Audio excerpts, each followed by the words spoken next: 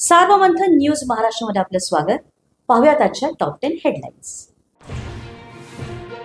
शिरोळ तालुका हादरला. दानोळीत अपहरणानंतर खून, 25 लाखांची मागणी, भरतेशचा बळी, पोलिसांवर हलगर्जीपणाचा आरोप. मुंबई ड्रग्जच्या ओव्हरडोसनं 2 विद्यार्थ्यांचा मृत्यू. गोरेगाव नेस्को संकुलातील लाईव्ह कॉन्सर्ट दरम्यान घेतलं ड्रग्ज. मृतांमध्ये एका मुलीचा समावेश. 6 जणांना अटक. अमरावतीच्या परतवाडामधील आरोपी आयान अहमदला 21 एप्रिलपर्यंत पोलीस कोठडी. तरुणींचा लैंगिक शोषण केल्याचा भाजप नेते अनिल बोंडे, प्रवीण तायडेंचा आरोप. तर मोबाईलचा डेटा रिकव्हर करतोय पोलिसांची माहिती. भोंदो अशोक खरातला 18 एप्रिलपर्यंत पोलीस कोठडी. महिलेला लग्नाचा आमिष दाखवत लैंगिक शोषण केल्याप्रकरणी खरात विरोधात 4था गुन्हा. 4थ्या गुन्ह्यात 5 दिवसांची कोठडी. अशोक खरात प्रकरणामध्ये सत्ताधाऱ्यांची नावं समोर येत आहेत. खरातचा एन्काउंटर करतील खासदार प्रणिती शिंदे यांचा दावा. तर पुरावे असतील तर द्या, मंत्री बावनकुळेंचं उत्तर.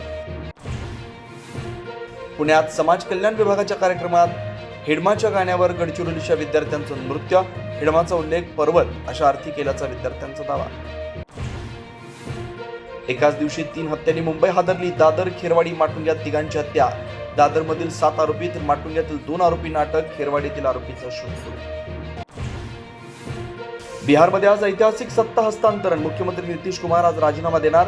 बिहारमध्ये प्रथमच भाजपचा मुख्यमंत्री होणार. सम्राट चौधरी मुख्यमंत्री पदाच्या शर्यतीत आघाडीवर.